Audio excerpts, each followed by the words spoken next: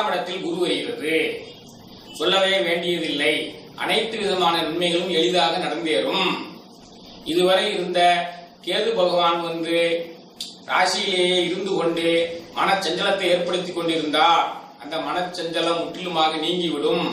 ராசியவே குரு பகவான் பார்ப்பதால் உடல் பொலிவும் உள்ள பொலிவும் ஏற்பட்டுவிடும். நன்றாக இருப்பீர்கள். நினைத்த காரியங்கள் எல்லாம் நடந்தேறும். 9ஆம் இடத்தில் குரு இருக்கும் பொழுது நினைத்த காரியங்கள் எல்லாம் நிறைவேறும். அடுத்து அவர் 3ஆம் இடத்தை பார்ப்பதால் உங்களுடைய முயற்சிகள் எல்லாம் வெற்றியடையும். இளைய சகோதர மேன்மை உண்டாகும். 5ஆம் இடத்தை பார்ப்பதால் பிள்ளைகளினுடைய நலன் மேம்படையும். பிள்ளைகள் நினைத்த காரியங்கள் எல்லாம் நிறைவடையும். பிள்ளைகளும் பணியிலும் சிறந்து விளங்குவார்கள். 9ஆம் இடத்து குரு என்பது மிகச்சிறந்த ஒரு இடமாதலால் கன்னிராசிக்காரர்கள் அற்புதமான ஒரு வருடம் இருக்கிறது.